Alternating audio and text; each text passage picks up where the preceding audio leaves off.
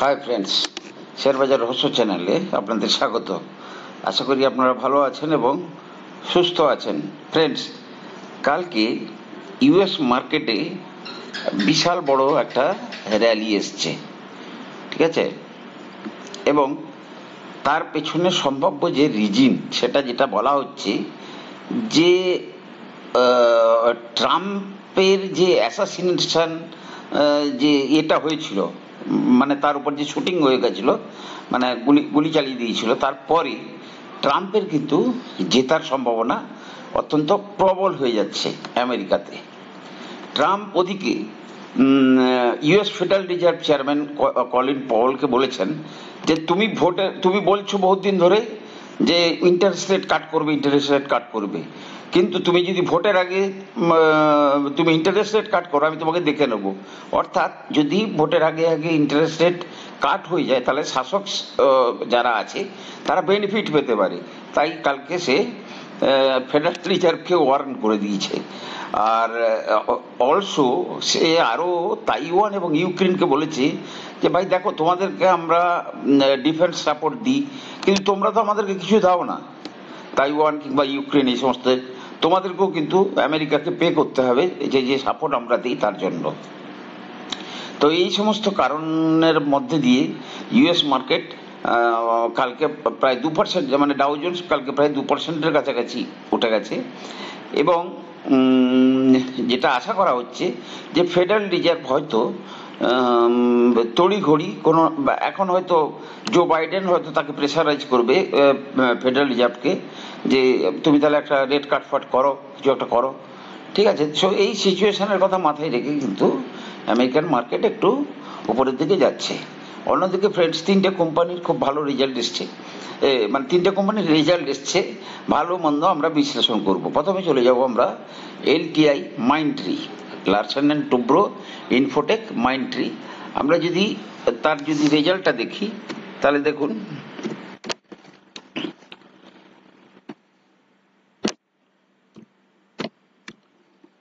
ওকে, যদি আমি দেখি কোয়ার্টারলি রেজাল্ট, এটা তো কোয়ার্টারলি রেজাল্টে কিন্তু সেলসে তেমন কোনো ডেভেলপমেন্ট নেই।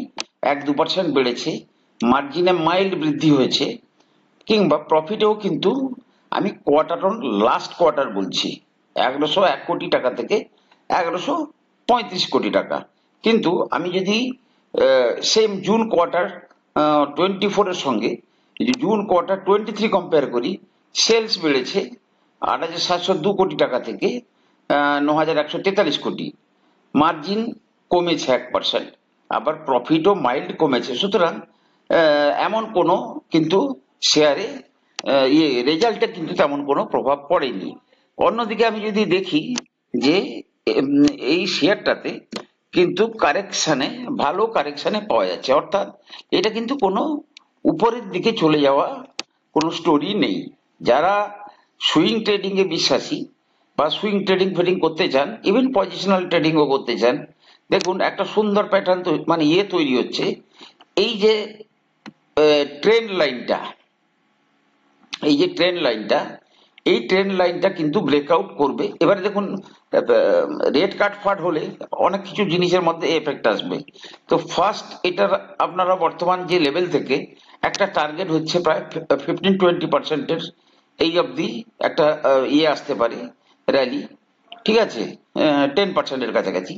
আর এটা যেই ভেঙে যাবে, তার অল টাইম হাই যেটা আছে ধরুন 7,100, তারপরে কিন্তু একটা বড় র্যালি দেওয়ার মতো অবস্থাতে থাকবে। ফ্রেন্ডস, দেখুন, যখন কোনো মানে যখন কোনো উত্তেজনা নেই শেয়ারে, তখনই কিন্তু আপনাকে পজিশন নিতে হবে। যদি শেয়ারে মুভমেন্ট চালু হয়ে যায়, তখন তো আপনি হয়ে যাবেন। সুতরাং এলটিআই মাইন্ডট্রি শেয়ারটা আপনারা মাথায় রাখবেন। সুইং ট্রেডিং যারা করতে চান, না যারা পজিশনাল ট্রেডিং করতে চান, আমি তো বলেছি পজিশন ট্রেডিং এর জন্য আদর্শ শেয়ার।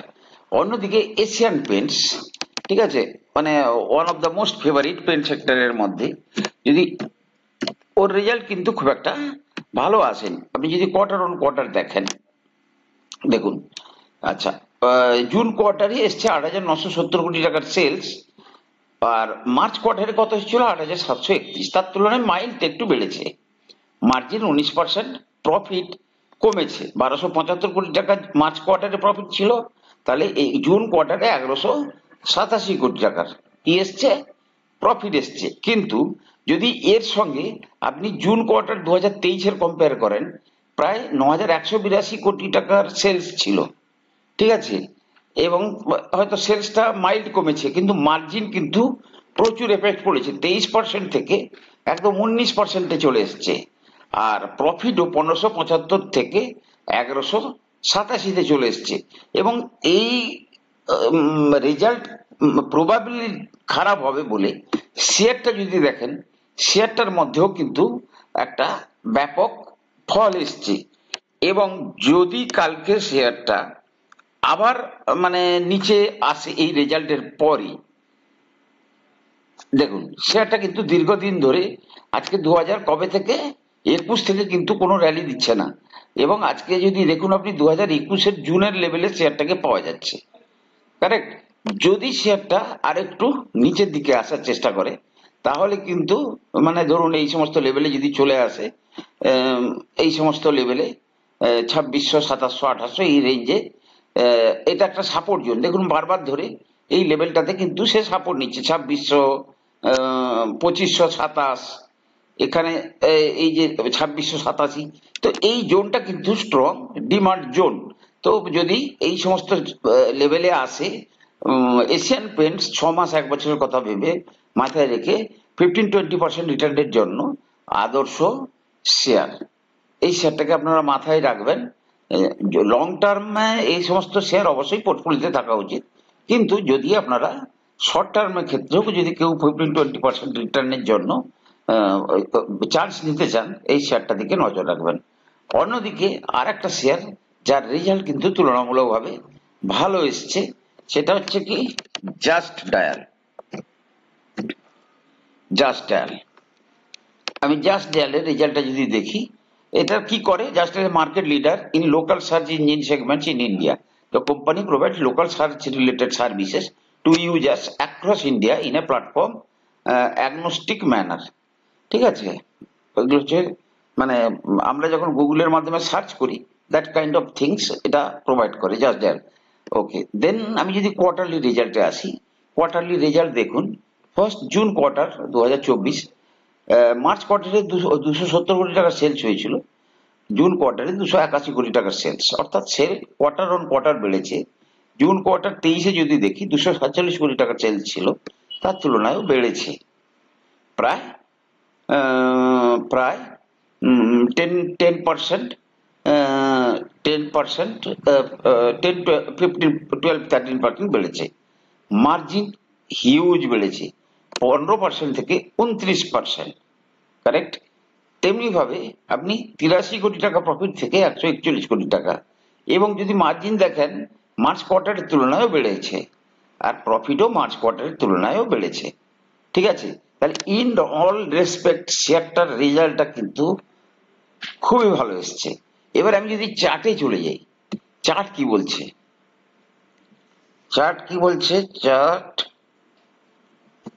জাস্ট ডায়াল, জাস্ট ডায়ালে যদি আমি যাই, দেখুন এনএসিতে, ওকে।